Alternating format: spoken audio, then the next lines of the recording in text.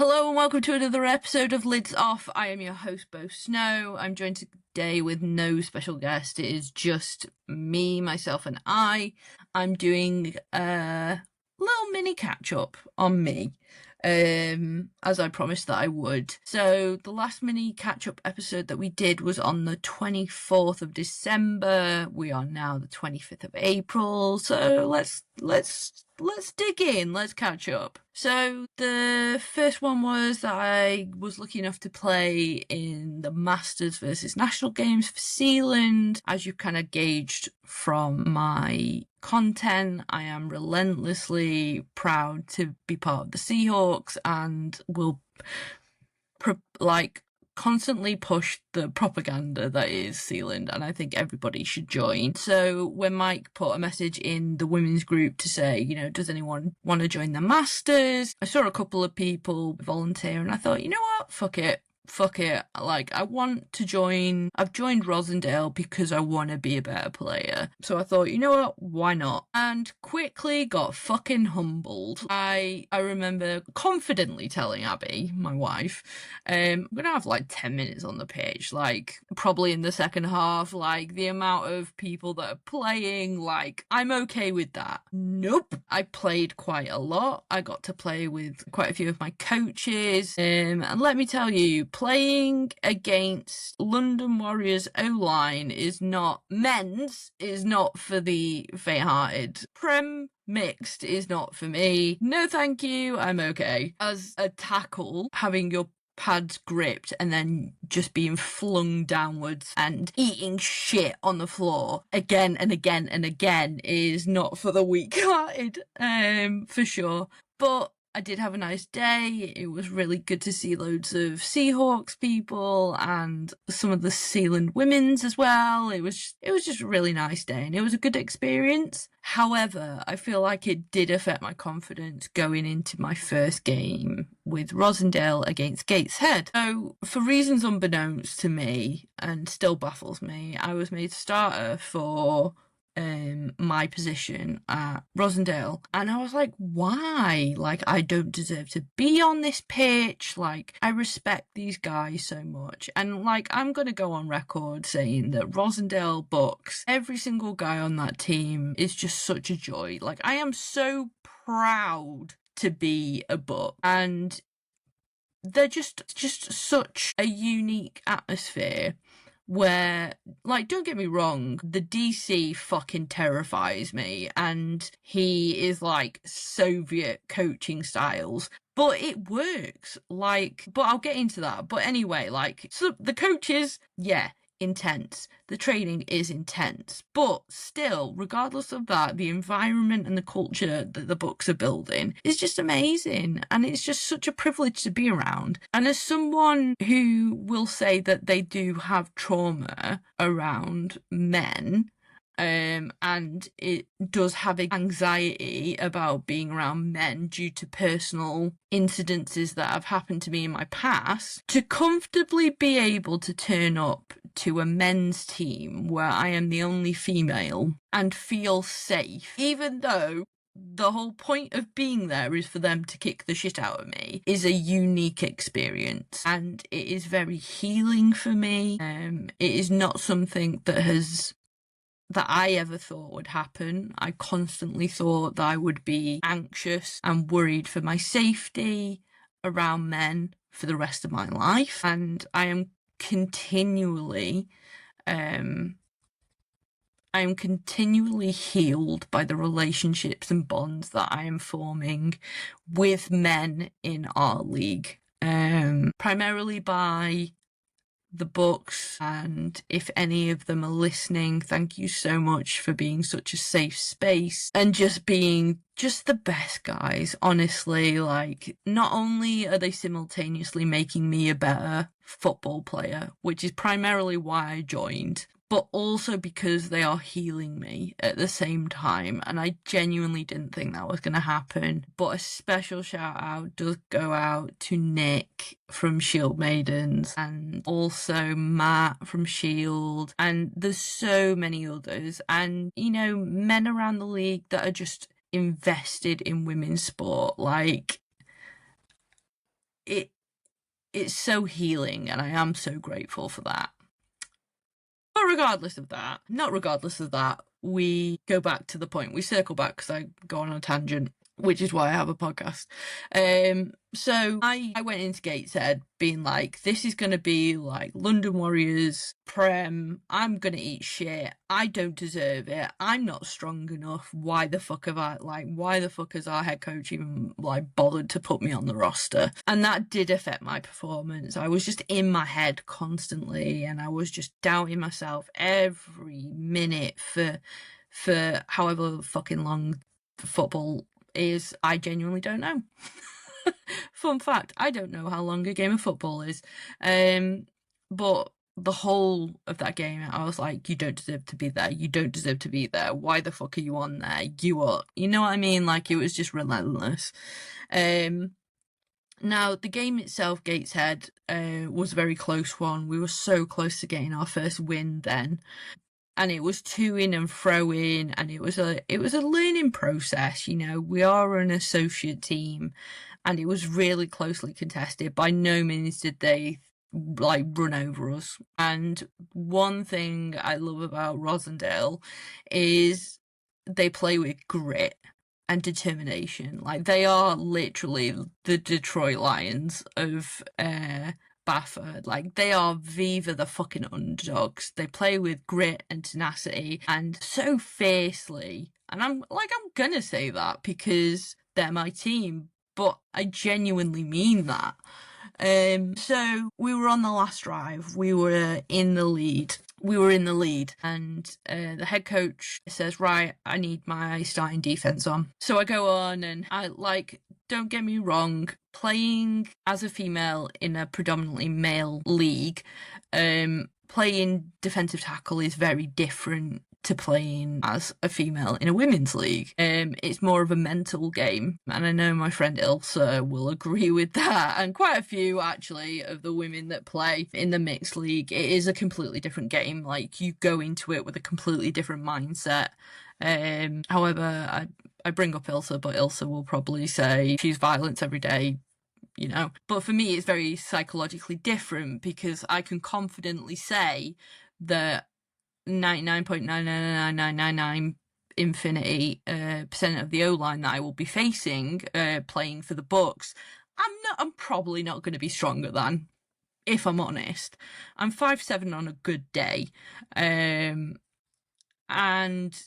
even though I'm log for size, I'm not stronger than them yet.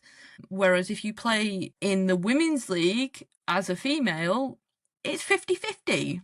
You know what I mean? I'm on the bigger, stronger end of the spectrum. Nowhere near 9 spectrum strong, but for 7's league, I'm quite strong, okay? And I'm perpetually working towards getting to be the best that I can be. So anyway, we go back to the last drive of the game. Rosendale are in the lead. Gateshead are charging up the field, spurring a comeback. We're trying to fend it off tooth and nail, and I'm just dedicated to plug my gap. No running up the middle, just plug a gap. Gap integrity is it. Just be a fucking speed bump, but be a big fucking speed bump, okay? And then, in slow motion, what happens is the ball gets hiked. The centre leads in, headbutts me, because everyone in mixed league, when they're blocking, apparently does it with their helmets. So yeah, knocks me back. I then get pushed by their right guard into what could only be their left guard or someone next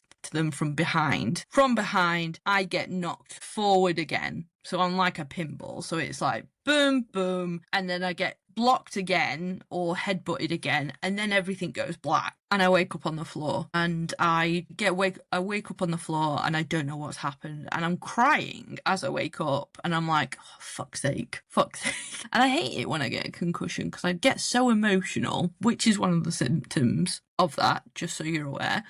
But yeah, I got knocked clean out, and I remembered where I was, which was new compared to the last concussion that I had, which was at Newcastle where I threw up relentlessly. You can find the live stream of it if you want, where you can see my arse with my head in my bin just throwing up. And I just acted so drunk, like I just did not know. Like, I still don't know how I got home. Abby drove me.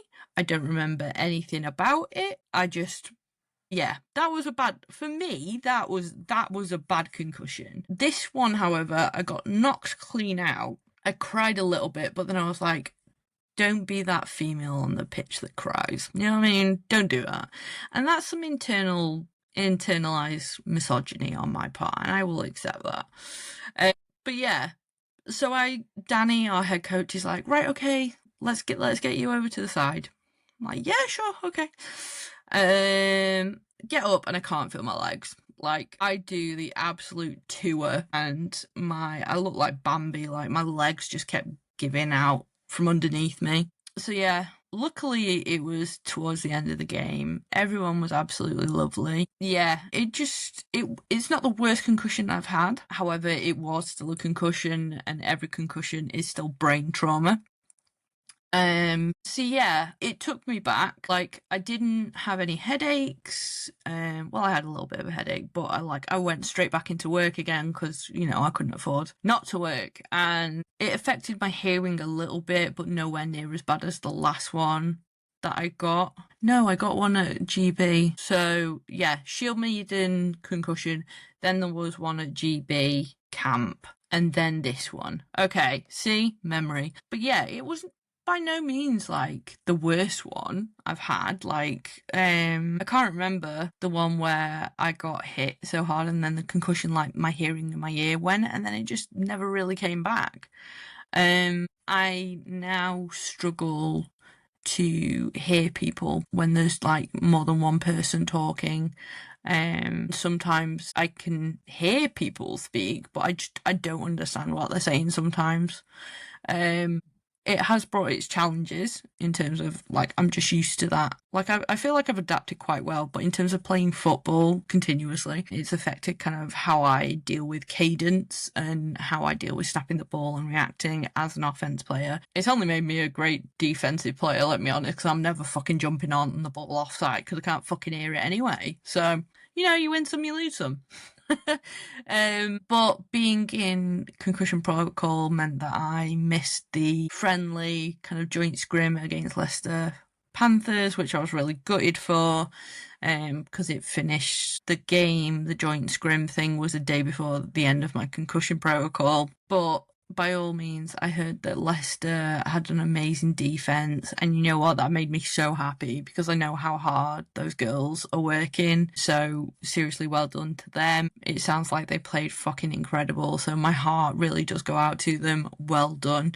Yeah, because that was like the first thing that we got told on the debrief was that they were a really well drilled team. So phenomenal. Well done to Leicester.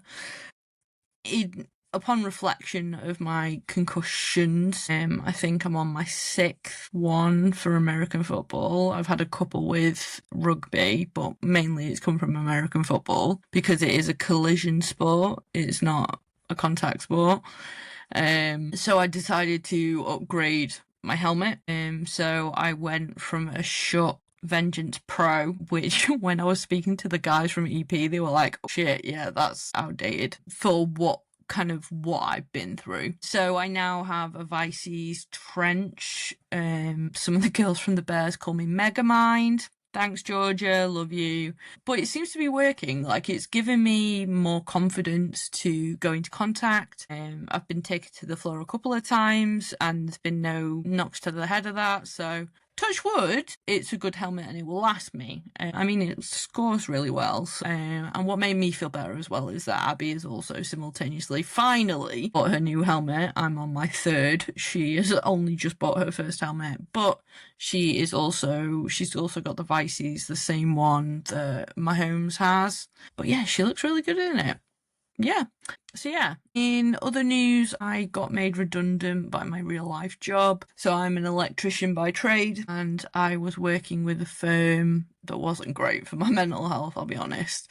I loved the people I worked with, but the owner was not great. and that's me being like diplomatic about it. So we just spontaneously got made redundant, and I'm lucky enough to be in a privileged position where I can take this time to kind of reflect and decompress from what I was going through in my work schedule. So I found it quite healing. It's nice to have taken some space. I've chosen to do something really good. So as an electrician, we have to do safety reports and stuff. Now, when we got a text saying that we were all made redundant and the company didn't exist anymore, there was a project that I was due to start on Monday for Greater Manchester Rape Crisis Centre, and they'd shut the centre so that I could come in and do the work safely. So obviously so my first thought wasn't, oh, fuck money. It was, shit, the people using that service can't use that centre and they've shut it down for a reason, and now they're not going to have anybody to turn up to. So I emailed them straight away and I was like, listen, this is what's happened. This is all I know. You know, you're more than welcome to seek another electrician, but I'm more than happy to come and get the work just to stop you kind of losing any service user hours, because it's just a centre to kind of help support victims of sexual assault and rape. And they're doing such essential work, you know? And I've always had this core belief of, if something shit happens to you, you need to put some positivity into the world and then it'll come back to you. So I went, thankfully they agreed to have me come over, so I did that. And then the centre wasn't in good condition. They basically had cowboy builders come in and just do bodge jobs, you know, really just like exploit the centre because they didn't know any better. So yeah, basically it failed its safety test. But what I managed to do is, I've got an electrical Instagram. I was able to kind of be cheeky enough to just approach a few brands and be like, listen, this has happened. Can you donate any materials? I'm donating some of my time. And the response was amazing. So I've managed to upgrade most of the lights that were broken and really shitty fluorescents that were flickering and gross for nice LED ones, because they didn't have any lighting in the stairwells. They'd not had hot water in 5 years, which was mental to me, and stuff like that.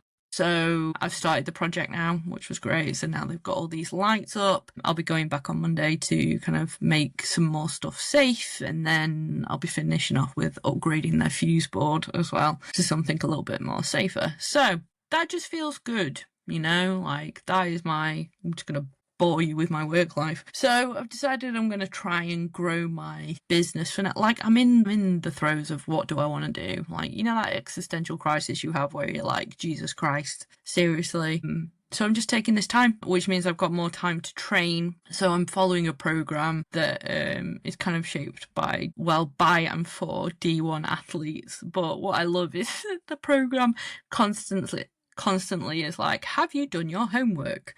Because it's clearly aimed at like American students, and I've got me and Abby on it, and I'm like, have you done your homework, babe? But it means that I've got more time to train and, you know, focus on my mental well-being, which is great. So I'm trying to like focus on healthy routines and healthy eating. Also, news alert, I eat salad. I essentially eat grass now. Abby was absolutely adamant that I needed to include that in this podcast, as someone that was confidently would always order without lettuce and get that grass shit off my plate, blah blah blah. Turns out if you have some iceberg lettuce and some ranch, anything's possible. So I eat lettuce now. I'm really enjoying trying to learn healthy habits, so I'm trying to get into a habit of like doing more mobility and training and hydrating more and just organising my life bit by bit, and then picking up occasional jobs for electrical work that fits around my schedule for now until I decide what I want to do. And I know it's an immensely privileged position that I'm in. But yeah, I think it's really helping, to be honest. It's quite healing after spending like a year and a half constantly anxious about Mondays and anxious about the next drama that's going to come up and all that kind of stuff. So I'm just a little bit burnt out and I'm just like healing from that. So, but back to football, I'm really happy with where the Bears are at the moment. Our new OC Shannon, I think, is amazing. I love how she approaches football. I love how she coaches. It's been phenomenal, and I've got to a point now where my OC trusts me to just fill in wherever. Not wide receiver, mind you, never wide receiver, my God, but everywhere else, and that's all I've ever wanted from football, you know? So, like, as much as I do want success, and as much as I do want, you know, the team to win, I think what I wanted from a team wasn't like a medal. It's not like a badge or captaincy. What I wanted was the trust of my teammates and my coach, ultimately, to say Beau will do their job and Beau can do this because Beau's got the best interests in the team. So, and I feel like I'm there with Shannon and the offense at the moment, and that feels really, really good. It makes me feel valued and it makes me feel like I want to turn up and try the best and just, yeah. So I'm really grateful for Shannon and what she's built around, as well as John, and the other coaches that we've now accumulated as well, that I haven't had the chance to meet. So yeah, just really grateful for that, and my heart's in a good place with the Bears at the moment, so I'm really, really happy, especially after last season when things weren't great and I was burnt out and I wasn't sure whether I was going to return or not. And for the programme, hats off to the Bears committee and the coaching staff to really turn around a team that was literally circling the drain, to turn around and it to be such like a different atmosphere is really, really great. It's not perfect. I'm not about to say, you know, we're going to win everything and it's going to be amazing and blah, blah, blah. But what I'm saying is it's turned around enough that for me, I feel like I get a lot out of football when it happens, and I get sad when I can't make training for whatever reason. So yeah, in terms of more women's football and talking about my football journey, me and Abby went to go watch Sealand, fucking hell. Me and Abby went to go watch Titans versus Sealand. I think it was the first time we'd been back there since we'd both left Titans. It was a different atmosphere.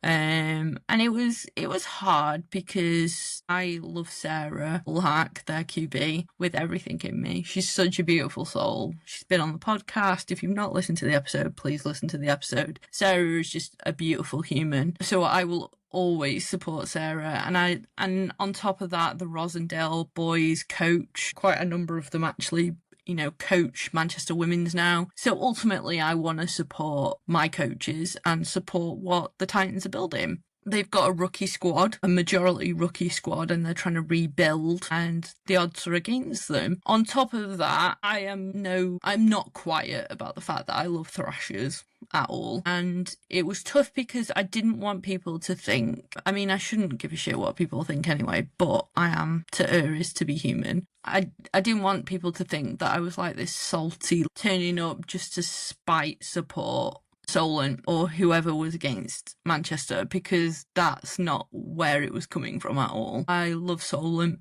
with everything in me. I love their culture. I love their work ethic. There are so many great people on that team that I feel like I've got quite good friendships with. So obviously I wanted them to succeed. I just enjoy women's sport and I want everyone to succeed and everyone to grow and develop. And you know what?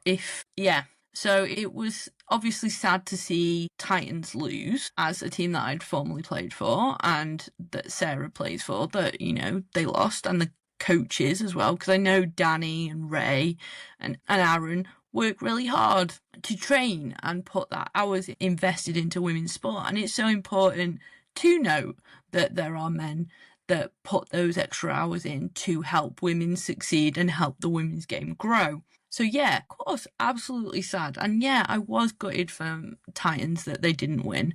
But at the same time, I was really fucking elated for the Sealand because I know how hard they work. You know, that's why I tag them. They tag me and I share the post relentlessly.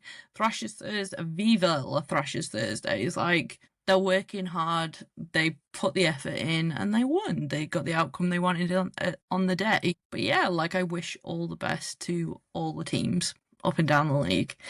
But I did enjoy, I'll have to say, I did enjoy the on the day reporting of the scores and recording and talking to players and meeting Sealand fans as well and talking to them. Like, I really enjoyed that. So I think, this year I would like to make the most of when I don't have a tournament and we're free to go watch more women's sport and support different teams up and down the league. Like, I think we are going to go to the Birmingham doubleheader, I think it is. Yeah, and there's a Sevens League in Newcastle that we're not scheduled on that day, so I think we're going to go up and we're going to go support. We're going to go see Chaos, we're going to see Shield, and I don't know who else is playing on that day, but we're going to go support because I love this sport and I love this league and I love the people that play it. So you probably will get updates on that day as well. Now, I did toy with the idea of a separate sub-series for NFL. I'm a very devout NFL fan, a new fan, but a devout fan, which I think shocks quite a lot of people because I've not actually been watching the sport that long. It's just become a hyper-focus for me.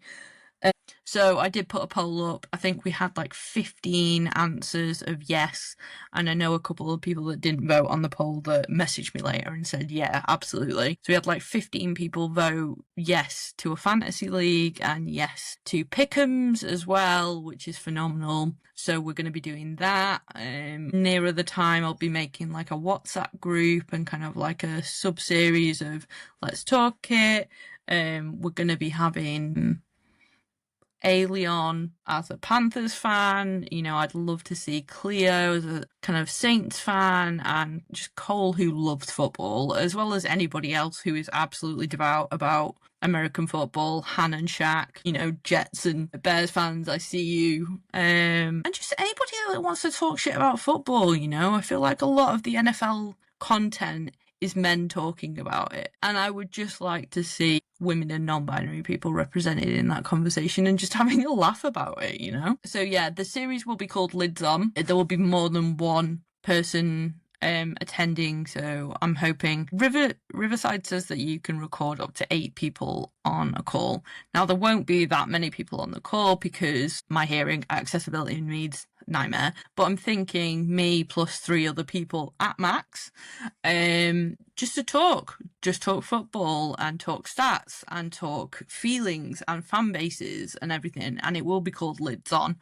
And as a Cowboys fan, I need somebody to humble me when I do say this is our year. So it needs to be other people. So keep your ear to the ground if you're interested in that. I did take screenshots of everybody that wanted to be involved, but if you missed the poll or you want to get involved, please message. It'll be a safe space for women and non-binary people to just talk football, which will be great. In other news, apart from that, I am a massive reader. If you've not gauged by this is Abby's side of the bed that you can see, by the way. Me and Abby are massive readers. It's quite a cornerstone of our relationship, actually, after football. Massive reader. Now, I consume 90% of my reading through audio because I like to read and do at the same time. So, went on a little bit of a book kind of hyperfixation of reading about the NFL. So, I'm going to talk to you a little bit about the books that I've read, toying with the idea of opening the forum up to like a little Lids Off community, like a little Discord server where we could do books and movies, and because the end goal is always about like the channel is never going to grow if we don't set our sights big, and ultimately I'd love to get to a point where we've got like friendlies or fantasy football Super 11s, since fuck knows that's never going to get sorted by BAFA at this point. So yeah, the goal is to build like a little community where people can talk well-being, we can go on well-being walks, we can raise money for each other's teams if they're struggling, we can like really build it as like a positive, impactful community, kind of like what Sealand have done, but a little bit more niche, a little bit more, yeah. I don't know the words for it yet because it's still conceptualized. I'm a Pisces, I like to dream big. So if that sounds like something that you are in for, absolutely please let me know. If you're not sure what Discord is because you're perpetually a millennial and you never caught on to the Discord thing, I can explain that to you, so don't worry about that. But anyway, so going back to books. So I've read a fair few amount of books, and I will credit Alex Jelfs for this from the Bears, our centre, because she lent Abby an NFL book. Was it 2 seasons ago? 1 season ago, last season, at the start of last season, and it was Julian Edelman's Relentless. Now, we didn't get around to reading it at the time, but we did go back and read it. Well, I have, anyway. So, I was like, that planted a seed because I know Alex is a big reader, and I was like, oh my god, there are books you can read about NFL, because we're in this lull now where the NFL just doesn't exist apart from the draft day. And I'm personally not that invested in drafts, and I think that is mainly because I don't understand it. I love college football. I have a college football team, but the draft itself, I know because I love my fantasy football that I should probably show an interest in the draft, but I'm not quite there yet. So we're going to go on a journey together. So hopefully next time that we have a mini catch up, I will have learned a little bit more about the draft, or maybe from the community in the Lids On community that I will be able to, oh, can you see my cat? There goes my cat. That I will hopefully be able to understand a little bit more about the draft. So the first book that I read recently that absolutely got me massively hooked on reading about the NFL is, I'm going to do a prop, hello. So for those audio only listeners, I'm showing up the book The Dynasty by Jeff Benedict, which is a series on Apple TV, which I'm halfway through watching, and I'm glad I read it and I listened to it on Audible. I really liked the narrator for the audiobook. It was really good. It was really addictive. I was absolutely obsessed with it. And I'm not, like, before reading it, I wouldn't have said that I particularly liked Tom Brady. I knew of Gronk. But by the end of it, I was absolutely sold. Absolutely sold. Like, it was absolutely amazing. It was a little bit too, I think it's glazed over the facts about how much Robert Kraft takes his like players and stuff to Israel. It mentions Benjamin Netanyahu, and that was a bit like, ooh, this is a bit, ooh. But if you focus on the football, it is really, really good. It talks about Deflategate. It talks about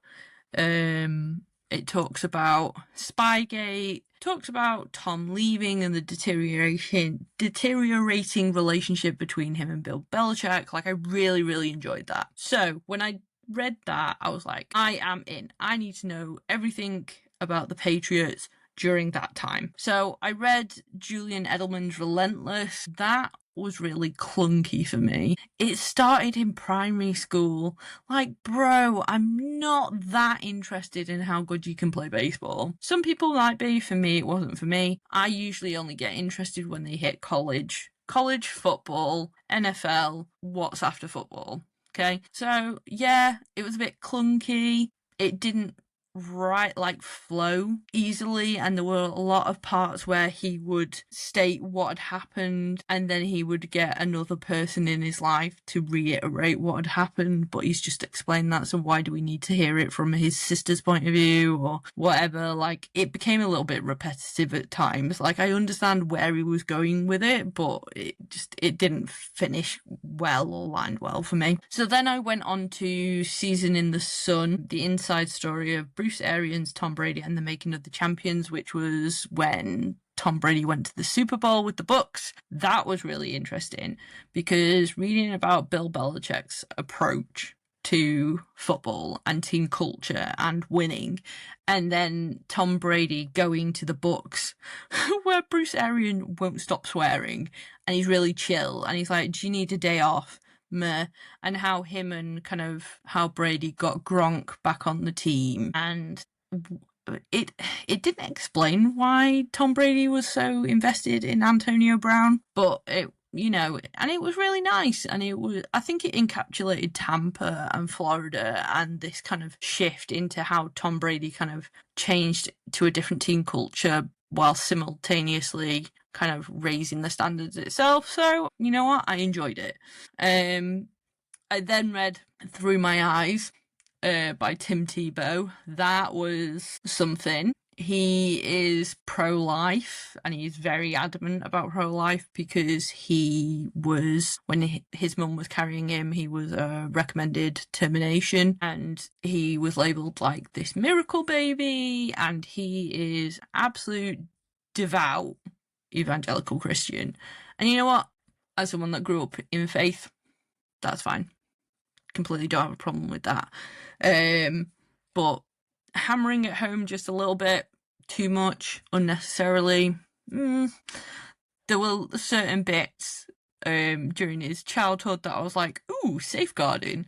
But other than that, it was I enjoyed it. I hate to say it, but I did enjoy it. I enjoyed him talking about his time at the Gators, and then it finishes I think he's been drafted by Denver at that point, or he was going into the draft. I can't remember exactly, brain. But I think it encapsulated his time beautifully at Florida. Yeah, it skirted over a lot of drama and about a lot of things, but it was also really interesting about how he feels like he is abiding by his faith and as a player of faith, and how him and Urban Meyers having morning prayer groups kind of impacted, and how Urban Meyers continued to do that as well and see other people do that in other teams. So that was really interesting. I did find that interesting. I think I'm going to read his next book. I'm not sure about that. There's only so much of that you can take.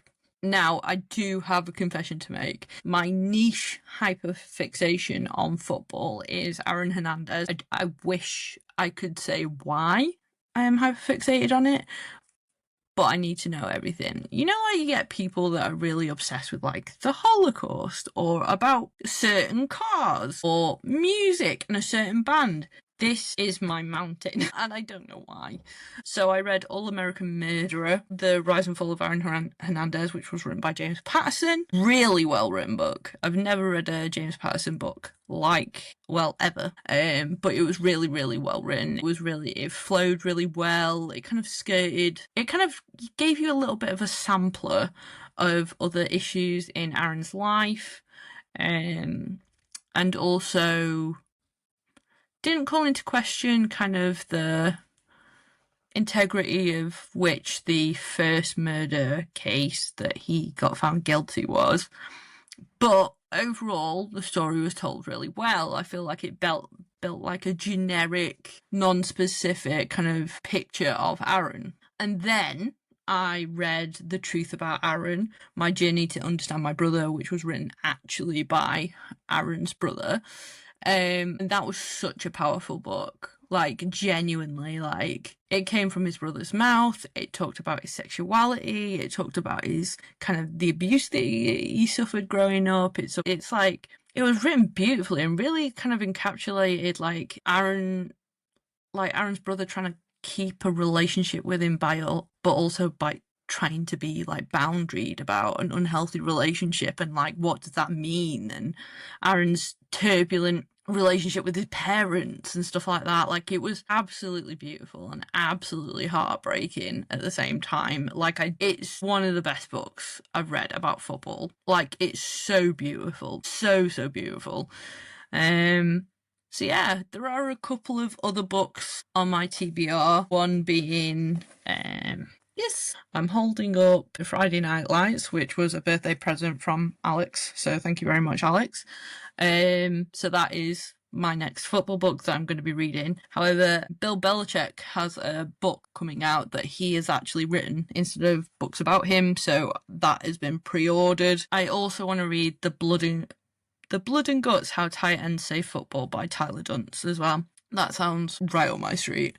But fret not, I am not merely only about non-fiction, although I do really love non-fiction. I am a sucker for a romance, and I mean like trash romance as well. So I think my favourite American football romance book that I've ever read has to be The Wall of Winnipeg and Me by Mariana Zapata, I believe, which is about an all-star defensive end that plays in a made-up football league, and how he has to fake marry his assistant and they hate each other, and it's like a slow burn proximity romance, and I'm absolutely here for it. I ate that shit up. I absolutely love it. Long may it rain. If Liz Tomford could write an American football book, that would be phenomenal, because I really like her Windy Cities series, where she's written about baseball and basketball, and she's got a new one coming out from hockey. Just write a football book, babe. That's all I need. That's all I need. But yeah, so that's me at the moment.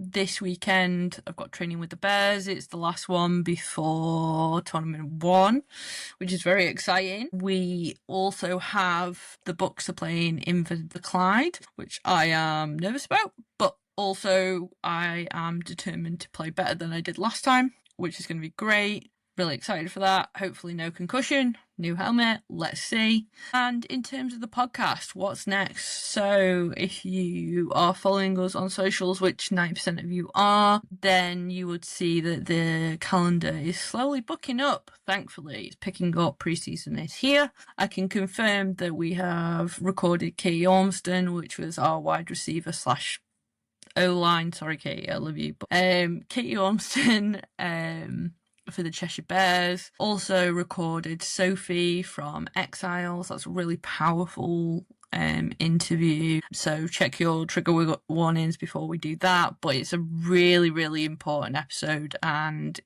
it's going to help so many people, so I'm really excited for that. I've also locked in Han from Shield Maidens, linebacker extraordinaire, notorious Jets fan. I'm so really looking forward to that one. And I've also got confirmation today and got a date to interview Ruby Watson, formerly of Manchester Titans, of GB, and of Sandy Gore Rebellion in San Diego. Plenty of that coming up. Hopefully more content coming from me in terms of recording my gym routine and what I do in a day. Just mooching about, really. I'd really like to expand to kind of like attending other teams' practices. You know, like early pre-season, I'm not about to spy on you. You know what I mean? Like, I know some people are a bit dubious about stuff like that, but I would genuinely like to turn up to people's trainings and do some like film content with that. That would make my day. I'd really like that. I'd like to progress the channel that way. But otherwise than that, I think that's everything. If you would like to recommend any more books, if you'd like to get in touch about anything like that, please don't hesitate to. Please like wherever you're consuming this from, rate it 5 stars. If you're on YouTube, please subscribe. And also, I think that's everything. Yeah, okay. Love you loads. Bye.